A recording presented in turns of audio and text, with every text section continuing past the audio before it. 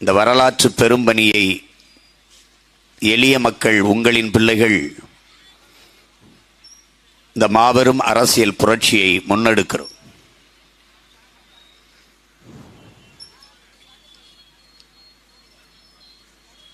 இங்கே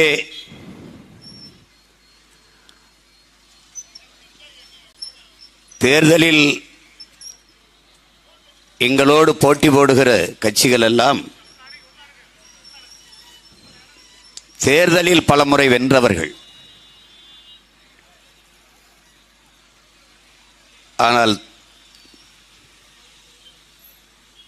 தோற்று போனவர்கள் அற்ப தேர்தலில் மட்டும் வெற்றி பெறுகிறார்கள்.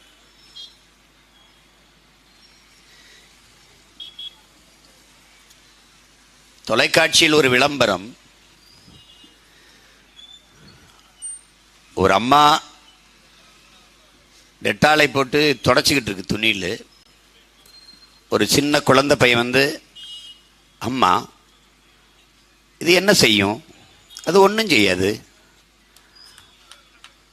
அப்புறம் அந்த பக்கம் போய் துடைக்கும். அம்மா இது என்ன செய்யும்? ஒன்றும் செய்யாது. அதுதான் இந்த கட்சிகள். தேர்தலில் வெல்லும், என்ன செய்யும்? ஒன்றும் செய்யாது. இவர்கள் தோற்று போனவர்களின் உடன் பிறந்தவர்களே, என் அருமை பெற்றோர்களே, தேர்தலில் பல முறை வென்றிருக்கார்கள். ஆனாலும் இவர்கள் தோற்று போனவர்கள். உங்கள் பிள்ளைகள் தேர்தலில் பல முறை தோற்று போனவர்கள், ஆனாலும் வென்றவர்கள். கொண்ட கொள்கையில், கொடுத்த வாக்குறுதியில் சற்றும் தளர்ச்சி இல்லாமல் தொடர்ந்து அதே நிலையில் நின்றவர்கள். அவர்கள் அற்ப தேர்தலில் மட்டும் வென்றவர்கள், பலமுறை தோற்றவர்கள். எப்படி தோற்றார்கள்? சேலத்திலே உள்ளரங்கிலே டாஸ்மாக் கடையிலே ஊழியர்கள், சேல்ஸ்மேன்கள், அவர்களெல்லாம் அழைத்து வைத்து இந்த சாராய விற்பனை மேலாளர் 20 விழுக்காடு டாஸ்மாக் சரக்கு வியாபாரம் குறைந்திருக்கிறதே, அதற்கு என்ன காரணம்? எவ்வளவு அவசியமான அவசர கூட்டம், எவ்வளவு தேவையான ஆய்வு என்பதை அறிவார்ந்த தமிழ் சமூக தம்பிதங்கைகள், என் அருமை பெற்றோர்கள் சிந்திச்சு பார்க்கணும். அரசு பள்ளிக்கு படிக்க வருகிற மாணவர்களின் எண்ணிக்கை, மாணவிகளின் எண்ணிக்கை ஏன் குறைகிறது? எதனால் குறைகிறது? அவர்களின் வருகையை அதிகப்படுத்த என்ன செய்யலாம்? தனியார் பள்ளிகளின், தனியார் கல்லூரிகளின் கல்வித்தரம் உயர்ந்ததாக இருக்கிறது. அரசு நடத்துகிற பள்ளி கல்லூரிகளின் தரம் குறைவாக இருக்கிறது. 8 கோடி மக்களால் நிறுவப்பட்ட ஒரு அதிகாரம் தனிப்பெரும் முதலாளியிடம் தோற்று போவதா? இத்தனை கோடி மக்களால் நிறுவப்பட்ட அதிகாரத்தால் தர முடியாத கல்வியை ஒரு தனி முதலாளி கொடுத்து விடுவதா? அதை தாண்டி பல மடங்கு தரத்தை உயர்த்தி பிள்ளைகளை அரசு பள்ளி கல்லூரிகளை நோக்கி திருப்புவதற்கு என்ன வழி? அதிகமாக அரசு பள்ளி கல்லூரியை நோக்கி மாணவ மாணவியர்கள் படையெடுக்க வைப்பதற்கு என்ன வழி? அதற்கு என்ன திட்டம் என்ற அது குறித்து ஆய்வு செய்து அரசு பள்ளி கல்லூரிகளின் தரத்தை உயர்த்துவதற்கு முயற்சி செய்யாத இந்த அரசு டாஸ்மாக் வியாபாரம் வீழ்ந்து போனது, அதை உயர்த்துவதற்கு எப்படி என்று சிந்தித்து செயல்படுவதற்கு போராடி கொண்டிருக்கிறதால் இது தோற்று போனது. அறிவை வளர்க்கும் கல்வியை தன் நாட்டு குடிகளுக்கு தரமாக, சரியாக, சமமாக கொடுக்க முடியாத இடத்தில் இவர்கள் தோற்று போனார்கள். அற்ப தேர்தலில் மட்டும் வென்று விடுகிறார்கள். மனச்சான்றோடு சொல்லுங்கள் என் உடன் பிறந்தவர்களே, அன்பு மக்களே, ஒரு நேர்மையாளன், ஒரு நல்லாட்சி கொடுத்தவன் எதற்கு வாக்குக்கு காசு கொடுக்க வேண்டும் என்பதை நீங்கள் கேட்டு பாருங்கள். எதற்கு?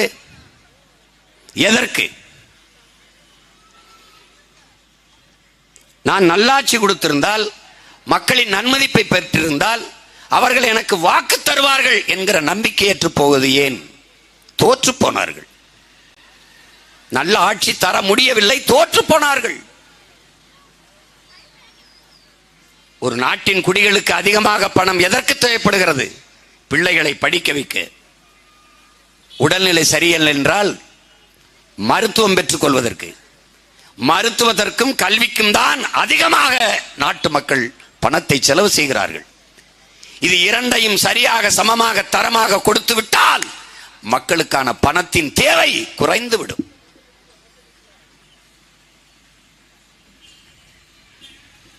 இதை செய்ய தவறிய இந்த அரசுகள் தோற்று போனது.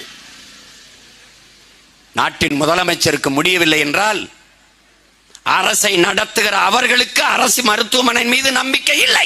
அந்த இடத்தில் தோற்று போனார்கள். இவர்கள் தோற்று போனவர்கள். மாண்புமிகு ஐயா எம்ஜிஆர் அவர்களுக்கு உடல்நிலை சரியில்லாத போது அரசு மருத்துவமனையில் போய் மருத்துவம் செய்து கொள்ளவில்லை. காரணம் தரமில்லை, தோற்று போனார்கள்.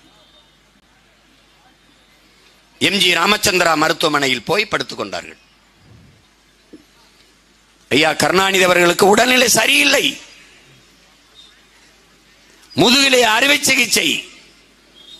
ஈழப்போர் நடந்து கொண்டிருந்த போது, லட்சக்கணக்கான மக்கள் கொல்லப்பட்ட போது பதில் சொல்ல முடியாமல் முதுகிலே அறுவை சிகிச்சை என்று அறுவை சிகிச்சை நடத்தி மல்லாக்கப்படுத்திருந்த ஒரே நோயாளி உலக வரலாற்றிலே ஐயா கருணாநிதி அவர்கள் தான். எம்ஜி ராமச்சந்திரா மருத்துவமனையில் போய் படுத்துக் கொண்டார்கள். அப்ப அரசு மருத்துவமனை என்ன தரமில்லை, ஏன் தோற்று போனார்கள். நாட்டு குடிகளுக்கு தரமான மருத்துவம் கொடுப்பதிலே தோற்று போனவர்கள் இந்த திராவிட ஆட்சியாளர்கள். தேர்தலில் மட்டும் வென்று விடுவார்கள். அற்ப தேர்தலில் மட்டும். அந்த தாய் விளம்பரம் சொன்னேன்ல, இது என்ன செய்யும்? ஒன்றும் செய்யாது. இப்ப விக்கிரவாண்டியில் மட்டும் என்று என்ன செய்யும்? ஒன்றும் செய்யாது.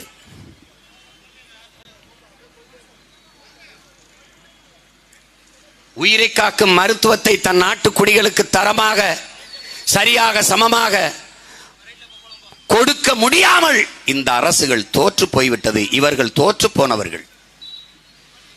அவ்வப்போது தேர்தலில் மட்டும் வெற்றி பெறுவார்கள்.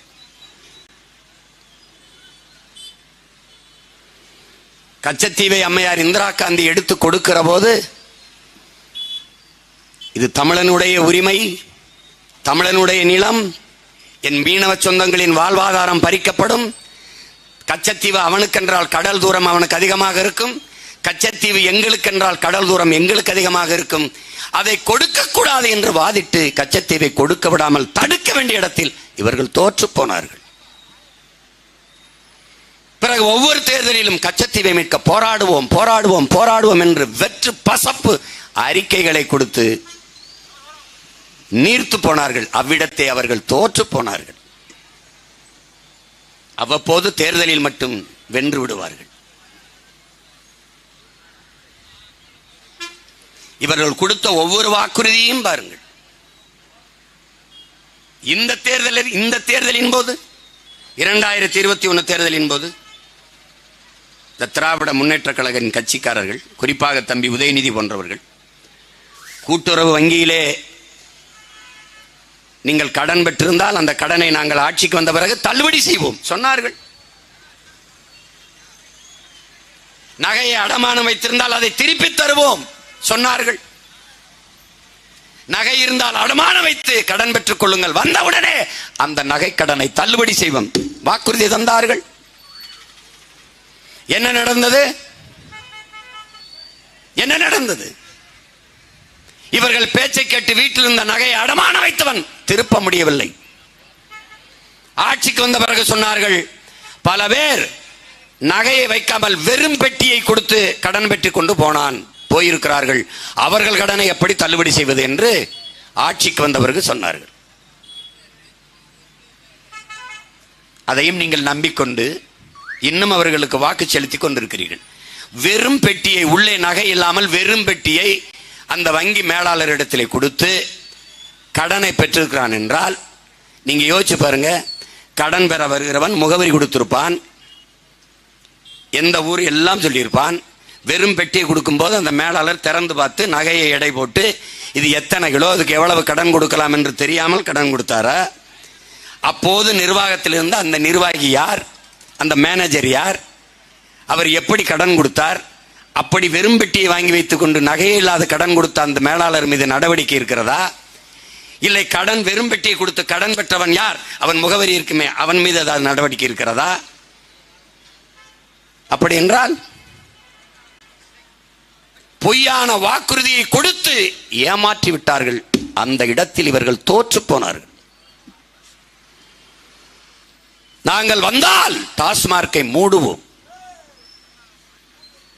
முதல் கையெழுத்தே டாஸ்மார்க்கை மூடுவதற்குத்தான், மது விலக்குதான். ஐயா கருணாநிதி சொன்னது இருக்கிறது, இன்றைய முதல்வர் ஐயா ஸ்டாலின் சொன்னது இருக்கிறது, அருமை பெருமகள் அம்மையார் கனிமொழி சொன்னது இருக்கிறது, தம்பி உதயநிதி சொன்னது இருக்கிறது.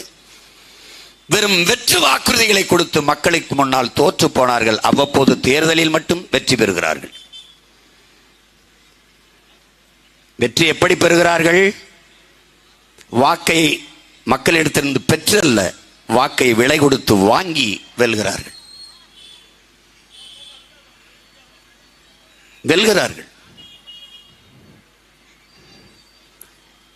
என் அன்பு சொந்தங்களே,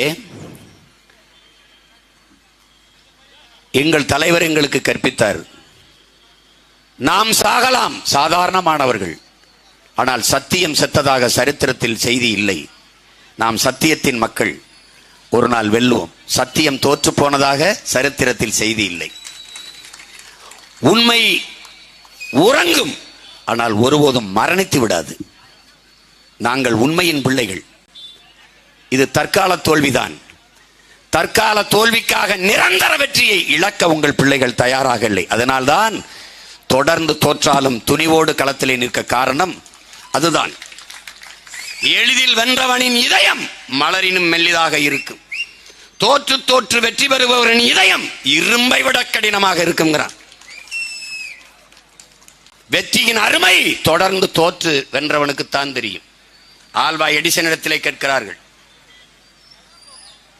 நான் 100 முறை வென்று ஒரு முறை தோற்றவன் அல்ல, 1000 முறை தோற்று ஒரு முறை வென்றவன் ஆல்வா எடிசன்.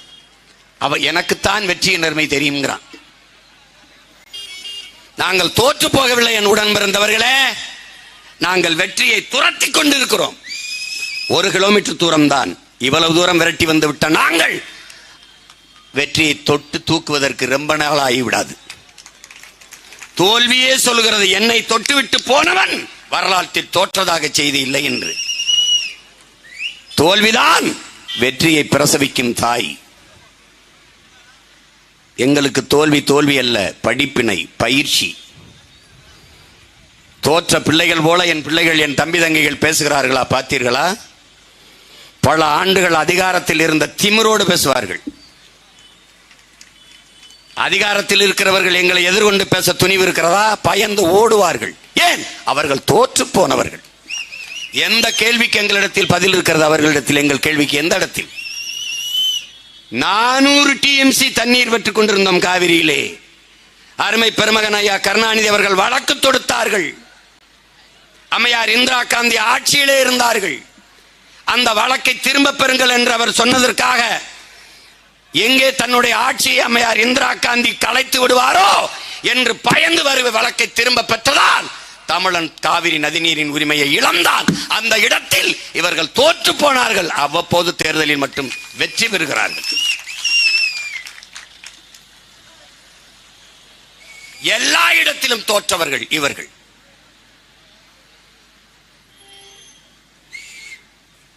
அணு உலையை நிறுவ அனுமதித்தது யார்?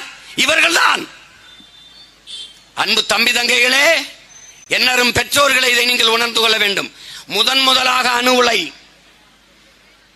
ரஷ்யாவிலே 1986 வெடிக்கிறது. செர்னோபிலில் ரஷ்யாவிலே அணு உலை ஒரு பேரழிவை ஏற்படுத்துகிறது.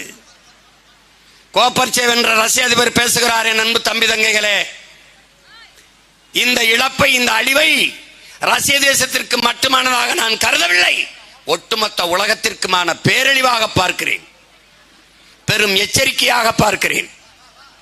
நாம் நம்பினோம் இந்த விஞ்ஞானிகளை, இந்த அறிவியல் அறிஞர்களை.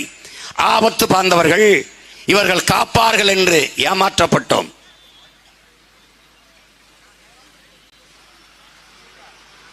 1,00,000 ஆண்டுகளுக்கு இதன் அருகில் வராதீர்கள் என்று. எத்தனை ஆண்டுகள்? 1,00,000 ஆண்டுகளுக்கு இதன் அருகில் வராதீர்கள் என்று பெரிய இரும்பு கேட்டை கதவை போட்டு கம்பியை போட்டு மூடிவிட்டு பூட்டை போட்டு விட்டு போய்விட்டார்.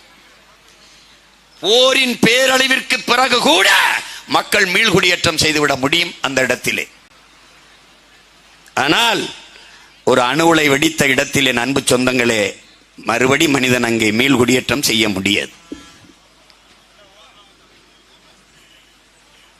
நீங்கள் அணுவினுடைய அந்த வீச்சை நீங்கள் புரிந்து கொள்ளணும். உலகில் பாதுகாப்பான அணு என்று ஒன்றே கிடையாது. அணுகுண்டு மேலே அமர்ந்திருப்பதும் அணு உலைக்கு அருகிலே குடியிருப்பதும் இரண்டும் ஒன்றுதான். நான் சொல்லல, அணு விஞ்ஞானிகளே. நன்கு கட்டமைக்கப்பட்ட காங்கிரீட் மதில் சுவரை 1,00,000 கிலோமீட்டர் வேகத்திலே ஊடுருவி பாயுங்கிறான் அணு. நன்கு கட்டமைக்கப்பட்ட காங்கிரீட் சுவரையே அப்படி ஊடுருவி போம்னா மனித தோல் எம்மாத்திரம் பார்த்துக்க. நீ அணு உலை வெடிக்க வேண்டியதில்லை என் அன்பு தம்பி தங்கைகளே. அணு உலையை குளிர்வித்து விட்டுக்கிட்டு குளிர வச்சுக்கிட்டே இருக்கணும். அதுக்கு தான் கடற்கரை ஓரத்திலே கட்டுவான். அப்ப குளிர் அது மேல அந்த அணு உலை மேல தண்ணீரை பீச்சு அடிச்சுக்கிட்டே இருப்பான். அந்த தண்ணீர் அப்படியே கடலுக்குள்ள போகும். அந்த அணு உலையில இருந்து பட்டு போறதுலே கதிர்வீச்சு போய்கிட்டே இருக்கும். இந்த தண்ணீர் தரையில பட்டு புல்லு முளைச்சு அந்த புல்லை மாடு திண்டு அந்த மாட்டில் பாலை கறந்து, நல்லா கொஞ்சிக்கணும், பாலை கறந்து பாலை தயிராக்கி நெய்யாக்கி அந்த நெய்யை எடுத்து ஒரு கண்ணாடி போத்தலில் அடைச்சு மூடிட்டு இருட்டு அறைக்குள் நடு அறையில் வைத்து மின் விளக்க அணைச்சிட்டா பகல் போல பளிச்சென்று எரியுங்கிறான். இவ்வளவு கடந்து போயும் அந்த அணுவீச்சு குறையில்லை. பல லட்சக்கணக்கான மீன்கள் செத்து கரை ஒதுங்குச்சு. ஏன்னு கேட்டதுக்கு வேணா பதில் சொன்னானா, இந்த அணு உலையை குளிர் வச்சு உள்ள தள்ளுற தண்ணி தான். எதை பத்தியும் கவலைப்பட மாட்டார்கள். முதலில் இந்த அணு உலை 1986 ரஷ்யாவில் வெடிக்கிறது. 88 ஐயா ராஜீவ் காந்தி ஒப்பந்தம் போடுறது. இவ்வளவு பேராபத்திற்கு பிறகு ஒரு நாட்டின் தலைவன் எதை பற்றியுமே கவலைப்படாம என் நாட்டுக்கு கொடுங்கன்னு அணு உலையை கையெழுத்து போட்டு வர்றது. அந்த அணு உலையை முதலா கேரளாவுக்கு தான் வைக்க போனாங்க. கேரளாவை ஆண்டது யார்? கம்யூனிஸ்ட். ஆள்றது யார்? காங்கிரஸ். இந்த ரெண்டு கட்சியும் அணு உலை வேண்டாம், நான் வெளிச்சத்தில் வாழ்வதை விடவும் உயிரோட வாழ்வது முதன்மையானதுன்னு தூக்கிட்டு போட்டான். அங்கே நிராகரிக்கப்பட்ட அணு உலை தமிழர் தாய் நிலத்தில் தூத்துக்குடியில் இடிந்தகரையில் நடப்படுகிறது. நட்டபோது இருந்தவர்கள் யார்? இவர்கள் தான் திராவிட திருவாளர்கள். ஒன்னு திமுக, ஒன்னு அதிமுக. கொண்டு வந்தது யார்? காங்கிரஸ். ஏற்றுக்கொண்டது யார்? இவர்கள் தான். அவ்வளவு பேராபத்து கொண்ட அணு உலையை அன்னை தமிழ்நிலத்தில் நட வைத்து தோற்று போனார்கள். இவர்கள் தோற்று போனார்கள். 2 ஆண்டு கால எதிர்ப்பு போராட்டம் ஏறிட்டு பார்க்காது தோற்று போனார்கள். ஒவ்வொரு போராட்டக்காரன் மீதும் 600, 200, 300 வழக்குகளை போட்டு தோற்று போனார்கள். ஆனாலும் அவ்வப்போது தேர்தலில் வெற்றி பெறுகிறார்கள். தூத்துக்குடியில் கூட வெற்றி பெறுகிறார்கள். ஸ்டெர்லைட் தாமிரம் இல்லாது எப்படி? தாமிர ஆலையை பற்றி கவலைப்பட்ட இவர்கள் தண்ணீரின் தேவையை பற்றி கவலைப்படவில்லை, தோற்று போனார்கள்.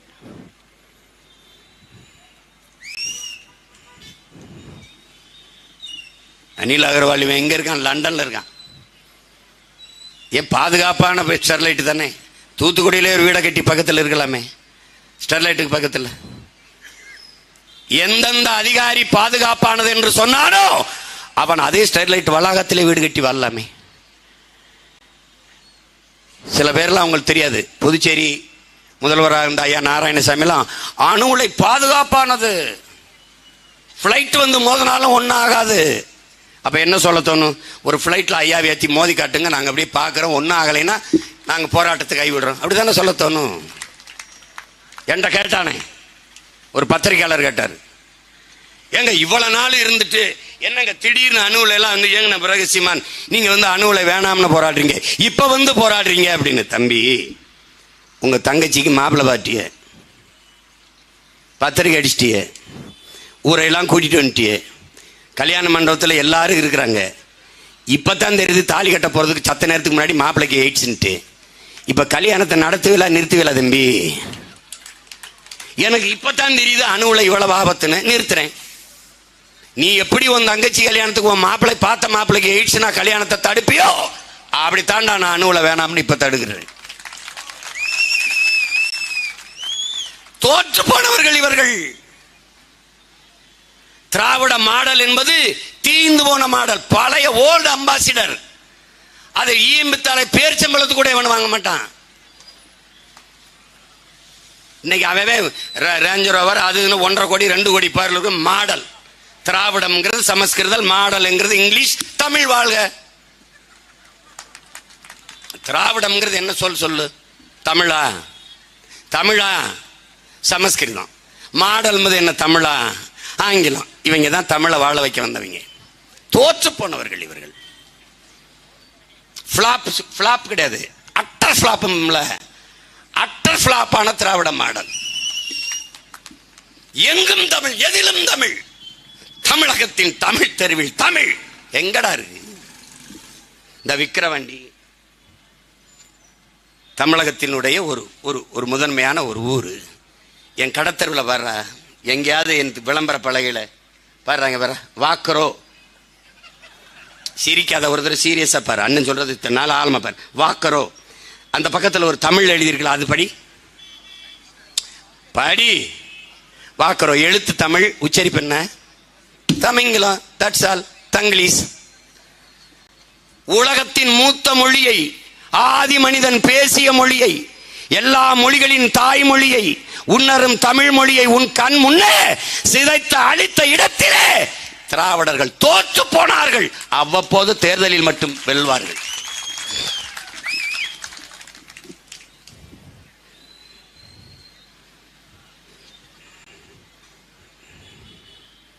இந்திக்கு இங்கே ஆதிக்கமா? எல்லோரும் வாருங்கள் நாட்டினரே.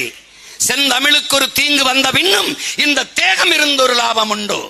புரட்சி பாவலன் விடுத்த அறைகூவலுக்கேற்ப ஓடி வந்த எண்ணரும் எண்ணின முன்னோர்கள் தீந்தேகத்தை தீக்கு தின்ன கொடுத்தார்கள். நஞ்சுண்டு மாண்டார்கள். சிறைக்குள்ளே வதைப்பட்டு மிதிப்பட்டு செத்தார்கள். ஏன்? எண்ணரும் தாய்மொழி செத்து விடக்கூடாது என்பதற்காக. இந்தி திணிப்பால் என் அருமை தாய்மொழி இறந்து விடுமோ என்பதற்காக. அது எப்படிங்க இந்திய திணிச்சா மொழி இறந்துருமாங்க அப்படின்னு? இறந்துருச்சுல. மத்திய அரசு கொண்டு வருகிற எல்லா திட்டத்திற்கும் பெயர் இந்தியில தான் இருக்குது. அதை மாற்ற முடியுதா அவர்களால? இல்ல இல்ல. மகளிர் காங்கிரஸ் இல்ல, காங்கிரஸ் இல்ல. எவனாவது கட்டியாடா மான தமிழ ஒரு தமிழச்சி? மகளிர் காங்கிரஸ் இல்லை. காங்கிரஸ் என்ன தமிழ் சொல்ல? காங்கிரஸ் என்னது இங்கிலீஷ். காங்கிரஸ் கட்சியை தொடர்ந்து ஆளன் ஆக்டிவ் ஒரு வெள்ளக்கார பொம்பளை தொடங்கினா. இது என்னது? இது தமிழ்நாட்டில் மகளிர் காங்கிரஸ் சொன்னா கூட மன்னிக்கலாம். மகிழா காங்கிரஸ் அப்படித்தானே இருக்குது. அப்படித்தானே இருக்குது. ஏன் நீங்க கேட்கல? தமிழ் வளர்க்கிறது. தலைநகருக்கு வா, நம்ம தமிழ்ல இருக்கும். சென்னை இங்கிலீஷ்ல இருக்கும். கன்னியாகுமரிக்கு போ, நம்ம தமிழ்ல இருக்கும். கன்னியாகுமரி இங்கிலீஷ் எழுதி வச்சிருப்பான்.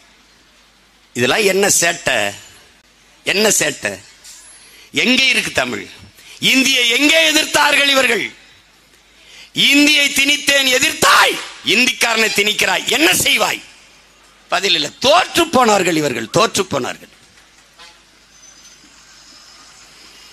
எந்த ஒன்றை இவர்கள் சரியாக செய்திருக்கிறார்கள் என் உடன் பிறந்தவர்களே? எந்த ஒன்றை? 60 ஆண்டுகளுக்கு மேலாக ஆட்சி செய்த இவர்கள் இலவச அரிசி கொடுத்தால் தான் அதை வாங்கி சாப்பிட்டு வயிறு வளர்த்து உயிர் விளக்க முடியும் என்கிற ஏழ்மை வறுமை நிலையில் என் இன மக்களை நிறுத்திய இடத்திலே இவர்கள் தோற்று போனார்கள். அவ்வப்போது தேர்தலில் மட்டும் வெற்றி பெறுவார்கள். இலவசம் இலவசம் இலவசம், எல்லாவற்றையும் இலவசம் என்று வெற்று பசப்பு இனிப்பு வார்த்தைகளால் என் மக்களை வீழ்த்தி விட்டார்கள். ஆறுதலால் காயங்கள் ஆறுவதில்லை, அடைவதனால் எதையும் அடைந்து விட முடியாது, தூறல்களால் பயிர்கள் விளையாது. என் தேசத்தை நாசமாக்கிய ஒரே சொல் இலவசம். தவ திரு குன்றக்குடி அடிகளார் என்கிற பெருந்தகை முன்வைத்த தத்துவம். போன ஆண்டு மிக்சி வாங்கினவன், போன ஆண்டு இலவசம் பெற்றவன். இந்த ஆண்டு நான் வளர்ந்து விட்டேன், இந்த ஆண்டு எனக்கு இலவசம் தேவையில்லை, வேற யாருக்காவது ஏழ்மை வறுமையில் இருக்கிறவருக்கு கொடுங்கள் என்று சொல்லுகிற ஒருத்தனை சொல். போன ஆண்டு இலவசம் பெற்ற, இப்ப நான் வளர்ந்துட்டேன், எனக்கு வேணாம், வேற யாருக்காவது கொடுங்க என்று சொல்றவன பாரு. சரி, நீ மிக்சி கொடுத்த, மிக்சி எத்தனை நாள் இயங்கும்? ஆழ்ந்து யோசிச்சு பார்க்கணும். மிக்சி எத்தனை நாள் இயங்கும்? ஒரு 6 மாசம் பழுதாயிரும். அதுக்கப்புறம் மாவு அரைக்க, மசாலா அரைக்க என்ன பண்ணுவ? அடுத்த தேர்தல் வரைக்கும் நீ மசாலா அரைக்காம இருப்பியா? சொல்லு. மிக்சி கொடுத்த, அதை அரைக்கிறது கரண்ட் கொடுத்தியா? மிக்சியை கொடுத்த, அதில் எதை போட்டு அரைப்ப? மல்லி, மஞ்சள், மிளகா, அதில் எந்த கொப்பை விளைய வச்சு கொடுப்பேன்? அது ஒரு விவசாயி தானே விளைய வச்சு கொடுக்கணும். மிக்சி கிரைண்டர் எதை போட்டு ஆட்டுவாய்? அரிசி பருப்பு உளுந்து எங்கிருந்து வரும்? எங்கிருந்து வரும்? என் ஆத்தால் அப்ப வெம்பாடு விட்டு விளை வச்சு தரணும். அந்த விவசாயியின் வாழ்க்கை பற்றி நீ என்னைக்காவது சிந்திச்சிருக்கியா? தோற்று போனீர்கள் நீங்கள். 5000 ஏக்கரில் ஏர்போர்ட் கட்ட துடிக்கிற பெருமக்களே, விண்ணூர்தியில் நீ பறக்கலாம். விண்ணூர்தியில் இருப்பவனுக்கும் தவிக்கும் பசிக்கும் சோர் நீர் பூமியில் இருந்தான் போடா முட்டா பயல்களா. விண்ணூர்தியில் பறப்பது வளர்ச்சிதான். அங்கே வானூர்திக்குள் இருப்பவனுக்கும் வயிறு பசிக்கும், அவனுக்கு சோர் நிலத்தில் இருந்தான் போகணும். இது ஏன் உங்களுக்கு தெரியல? தோற்று போனீர்கள், தோற்று போனீர்கள். இத்தனை ஆண்டுகள் ஆட்சியில் மின்சாரம் இல்லாத எந்த இயக்கமும் இல்லை. இது அடிப்படை அறிவு. ஆனால் அந்த மின்சாரத்தை தடையின்றி தன் குடிகளுக்கு தர உங்களுக்கு ஒரு திட்டம் இல்லை. தோற்று போனீர்கள். அவ்வப்போது தேர்தலில் மட்டும் காசு கொடுத்து வாக்கை பெற்று வென்று விடுகிறீர்கள்.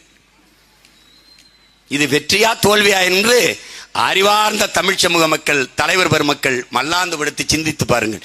இப்படி ஒரு வெற்றிக்கு கள்ளச்சாராயம் குடித்து நிம்மதியாக படுத்து தூங்கலாம். நீங்கள் 10 லட்சம் கொடுக்கிறீர்கள், நான் ஒவ்வொரு சாவுக்கும் ஒவ்வொரு கோடி கொடுக்க தயாராக இருக்கிறேன். தயவு செய்து குடியுங்கள். நாங்க ஆட்சிக்கு வந்தா இருக்காது, அதுக்குள்ள இடையில உங்க ஆட்சியிலே குடிச்சு முடிச்சிருங்க.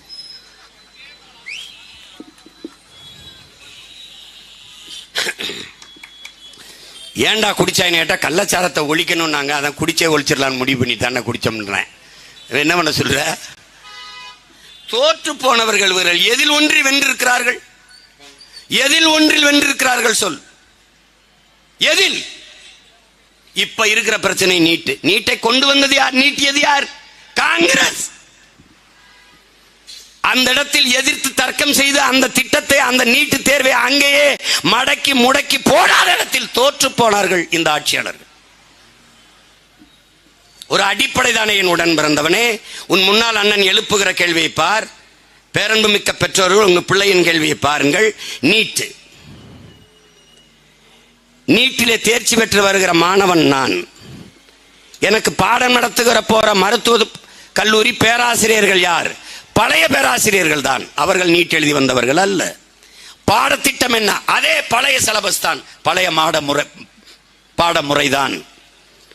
அப்ப நல்லா கவனிச்சுக்கணும். ஒரு அச்சு, அதே மண்ணு, கல்ல இருக்கிறவர் ஒரே தான். யார் உட்கார்ந்து அறுத்தாலும் கல் ஒரே மாதிரி தான் வரும். அப்படிங்கும்போது இதுல என்ன மாறுதல் வரப்போகுது, என்ன தரம் வரைய போகுது? அதே தான். இப்போ 1200க்கு 1199 மதிப்பெண் பெற்ற நான் நீட்ல தோத்துட்டா தகுதி பெற்ற மாணவன் இல்லை. 750 வாங்கி எல்லையில தேர்ச்சி, பார்டர்ல பாஸ் பண்ண ஒருத்தன் நீட்ல தேர்ச்சி பெற்றுட்டான், அவன் தகுதியான மாணவன். எப்படி இருக்கு பாத்துக்க. இந்த இதை நல்லா சிந்திச்சு பாத்துக்க. இப்ப இந்த நீட் எழுதி தேர்ச்சி பெற்று வந்துட்டேன். இந்த நீட்டு தேர்வை நடத்துகிற பெருமக்கள் யார்? இதை கண்டக்ட் பண்றது யார்? இந்த நீட்டு தேர்வை நடத்துறது யார் தெரியுமா? இந்திய நாட்டின் மருத்துவத்துறையில் சிறந்த மருத்துவ மாணவர்களை உருவாக்கி கொடுப்பதற்கு அமெரிக்காவில் இருக்கிற புரோமெட்ரிக் என்கிற நிறுவனத்திற்கு அவசியம் என்ன? உன் நாட்டு மாணவனுக்கு ஒரு தேர்வை கூட நடத்த வக்கு துப்பு தகுதி இல்லாத நீ தேர்தலை எப்படி நேர்மையாக நடத்துவாய்? இப்ப அந்த பறக்கும் படை, நடக்கும் படை, குதிக்கும் படை, ஓடும் படையெல்லாம் எங்க இருக்கு? இங்க ஓட்டுக்கு 15,000 கொடுத்துருக்கானே, இந்த லட்ல மூக்கச்சீச்சு கொடுத்துருக்கானே, எங்க இருக்கான்? எங்க இருக்கான்? எங்க இருக்காங்க சொல்லு, எங்க இருக்காங்க சொல்லு. லட்டு பிடிச்சிக்கிட்டு இருக்கான், அவன் தான் பிடிக்கிறானா? இந்த நீட்டு தேர்வினால தரமான மருத்துவர்களை உருவாக்க முடியாது, போலி மருத்துவர்களைத்தான் உருவாக்க முடியும். அவன் காதில் மைக்கு போட்டு ஏதை போட்டுக்கிட்டு ஹெட்ஃபோனை போட்டுக்கிட்டு வெளியிலிருந்து சொல்ல சொல்ல எழுதிக்கிட்டு இருக்கான். தமிழ்நாட்டிலே பல பேரை கைது பண்ணாங்க. வட இந்தியாவில் உங்களுக்கு தெரியும், இப்போ பெரிய பிரச்சனையா இருக்கு ஒவ்வொரு மாநிலத்திலையும். ஆனாலும் அவன் நிறுத்த மாட்டேங்கிறான். இந்த ஓட்டு பெட்டியில நீ வாக்கெந்திரத்தை ஹேக் செய்ய முடியும் நான் சொன்னேன், என்னை யாவனும் மதிக்கல.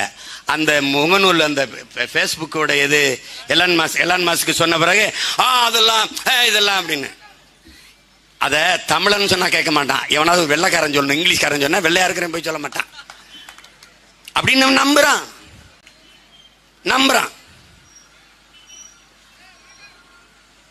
அந்த இடத்தில் அந்த தேர்வை நடத்த விடாமல் அடித்தட்டு ஒடுக்கப்பட்ட சிற்றூர்களில் வாழ்கிற மக்கள் மருத்துவம் படிக்கிற கனவை பொசுக்கி அந்த இடத்தில் போராடி தடுக்காமல் விட்ட இடத்தில் தோற்று போனார்கள் இவர்கள். இப்போது நீட்டை ஒழிப்போம் தடுப்போம் என்று நாடகம் போட்டுக் கொண்டிருக்கிறார்கள்.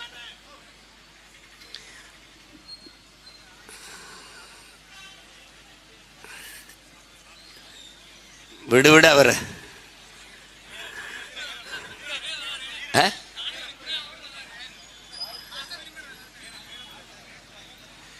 அவ்வப்போது தேர்தலில் மட்டும்தான் இவர்கள் வெற்றி பெறுகிறார்கள்.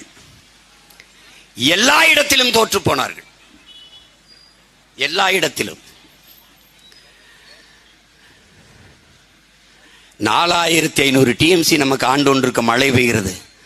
அந்த நீரை தேக்கி வைத்து வேளாண்மைக்கு பயன்படுத்துவது, நாட்டு குடிகளுக்கு தூய குடிநீரை விநியோகம் செய்வதில் தோற்று போனார்கள். தனியார் முதலாளிகள் அப்போலோ, கின்லே, அக்கோஃபெனா என்று தனியார் முதலாளிகள் தான் தண்ணீரை தரமாக நாட்டின் குடிகளுக்கு கொடுக்க முடியும் என்கிற நிலையில் இந்த ஆட்சியாளர்கள் தோற்று போனார்கள். அவ்வப்போது தேர்தலில் மட்டும் வெற்றி பெறுகிறார்கள். இது வெற்றியா தோல்வியா என்பதை அறிவார்ந்த தமிழ் சமூக மக்கள், எண்ணிலும் இளைய என் தம்பி தங்கைகள் சிந்தித்து பார்க்கணும். அப்ப எது மாறுதல், எது வெற்றி? தனிப்பெரும் ஒரு முதலாளி தரக்கூடிய கல்வியை ஒரு அரசு தர முடியாதா என்ற அரசின் பள்ளி கல்லூரியின் கல்வியின் தரத்தை உயர்த்தி தனியார் முதலாளிகளிடத்திலே மக்கள் சென்று கல்வி பெறுகிற நிலையை வீழ்த்தி அரசு பள்ளி கல்லூரிகளுக்கு மக்கள் விரைவதை அதிகப்படுத்தும் போது அது வெற்றிகரமாக அரசு அமையும். அப்படி அமைந்திருக்கா? டெல்லியிலே அரவிந்த் கெஜ்ரிவால் வந்து அரசு பள்ளிக்கு வருகிற மாணவர்களின் எண்ணிக்கையை கூட்டியது. அதனால்தான் அவரை தொடர்ந்து அந்த மக்கள் தேர்வு செய்கிறார்கள். அவன் வென்றான், இவர்கள் தோற்றார்கள். கேரளாவிலே 30 விழுக்காடு மாணவ மாணவிகள் அரசு பள்ளிக்கு திரும்புவதை அதிகரித்திருக்கார் பினராயி விஜயன். அவர் வென்றார், இவர்கள் தோற்றார்கள். தேர்தலில் வெற்றி பெற்று என்ன ஆக போகிறது? இப்போது 40 இடங்களை வென்று சென்றிருக்கிறார்கள். என்ன செய்ய போகிறார்கள்? 2019 39 இடம் வென்று போய் என்ன சாதித்தார்கள்? இப்போது என்ன சாதிக்க போகிறார்கள்? ஒன்றுமில்லை. மொழிவழி மாநிலங்கள் பிரிக்கப்பட்ட போது சமஸ்கிருதத்திற்கென்று மொழிவழி மாநிலம் பிரிக்கப்பட்டது ஏது? எங்கே? எந்த மாநிலம் சமஸ்கிருதத்துக்கென்று இல்லை? 24,500 பேர் தான் நாங்கள் சமஸ்கிருதத்தை பேசுகிற மக்கள் என்று அவர்களே சொல்கிறார்கள். அந்த கொடுத்த அறிக்கை. அந்த மொழியிலே இந்திய நாடாளுமன்ற கட்டடத்தின் வாசலிலே கல்வெட்டதற்கு இந்த 39 பேர் கேட்கல. இந்த 40 பேரில் யாராவது ஒருத்தர் கேட்பாரா? உலகத்தின் முதல் மொழி தமிழ். இந்திய மொழிகளின் தொன்மையை தமிழிலிருந்து அறியலாம், பிரதம அமைச்சரே சொல்றார். உலகின் மூத்த மொழி தமிழ், இந்தியாவில் இருப்பது பெருமை, பிரதமரே சொல்றார். அந்த பெருமை மிக்க மொழியிலே ஏன் இந்திய நாடாளுமன்ற வாசலில் கல்வெட்டு இல்லை என்று இவர்கள் கேட்பார்களா? கேட்க மாட்டார்கள். ஏன்? இவர்கள் தோற்று போனவர்கள். அவ்வப்போது தேர்தலில் மட்டும் வெற்றி பெறுவார்கள்.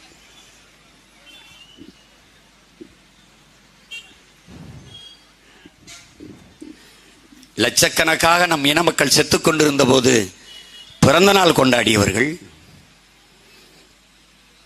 பெற்ற பிள்ளைகளெல்லாம் இனத்தின் விடுதலைக்கு பலியிட்ட தலைவன் அங்கே, பெற்ற பிள்ளைகளுக்கெல்லாம் பதவி கேட்டு கையேந்தி நின்ற தலைவன் இங்கே. ஏன்? தோற்று போனவர்கள். இந்த ரத்தமும் அந்த ரத்தமும் ஒன்றல்ல.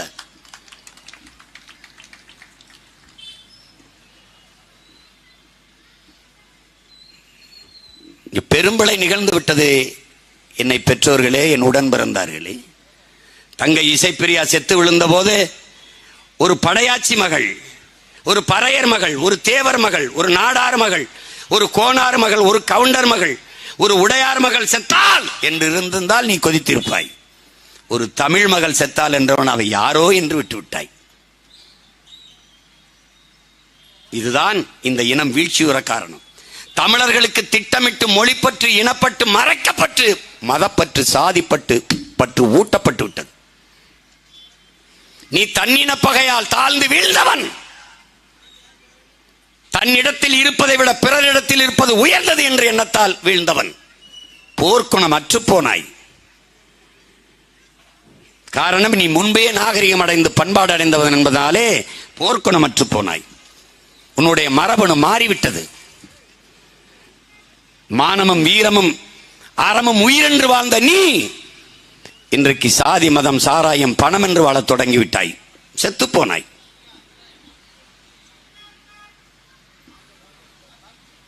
அதை நன்கு பயன்படுத்திக் கொண்டார்கள் திராவிடர்கள். நாம் சொந்த ரத்தங்களுக்குள்ளே யுத்தம் நிகழ்த்தி தோற்று போனோம். அதை பயன்படுத்தி அவர்கள் அவ்வப்போது தேர்தலிலே வென்றார்கள். எந்த இடத்தில் நமக்காக நின்றார்கள்? எந்த இடத்திலே? சொல், எந்த இடத்திலே? தோற்று போன கட்சி ஆட்சி திமுக. ஒரு இடத்தில் தர்க்கம் பண்ணி இந்த இடத்திலே நாங்கள் வென்றிருக்கிறோம். சாதிவாரி கணக்கெடுப்பு எடுக்க சொன்னால் அது இந்திய ஒன்றிய அரசு, பாரதிய ஜனதா அரசு. சாதிவாரி கணக்கெடுப்புக்கு நேரெதிரான கோட்பாடு கொண்ட ஒரு கட்சியை எடுக்க சொன்னால் எப்படி எடுப்பார்கள்?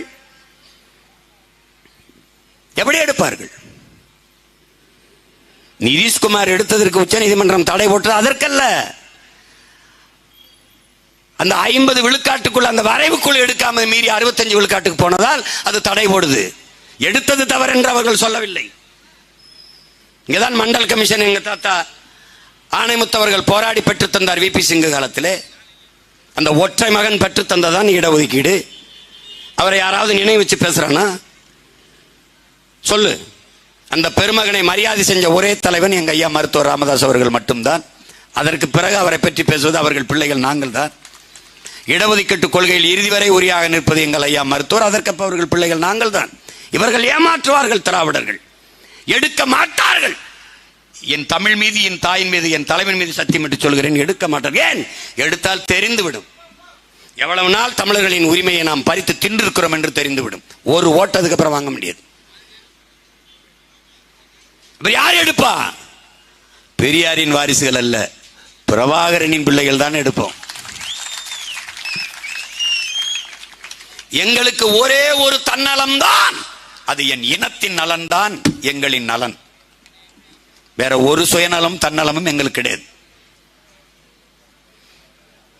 இவர்கள் தோற்று போனவர்கள் என்று எப்படி சொல்கிறாய் சீமான்? ஆட்சி நடந்து கொண்டிருக்கிறது. 3 ஆண்டுகளுக்கு மேலாக நல்ல ஆட்சி கொடுத்திருந்தால் ஒரு அற்ப தொகுதி, ஒரே தொகுதி, அதுவும் நீங்களே எம்எல்ஏவாக இருந்த தொகுதி, இந்த விக்கிரவாண்டி தொகுதி. இன்னும் 2 ஆண்டுகள் தான் மிச்சம் இருக்கிற பதவி. இதற்கு எதற்கு எல்லா அமைச்சர், எல்லா சட்டமன்ற உறுப்பினர், எல்லா பாராளுமன்ற உறுப்பினர், மொத்த மாவட்ட செயலாளர் எல்லாரும் எதற்கு கூடி இங்கே கும்மி அடிக்கிறீர்கள்?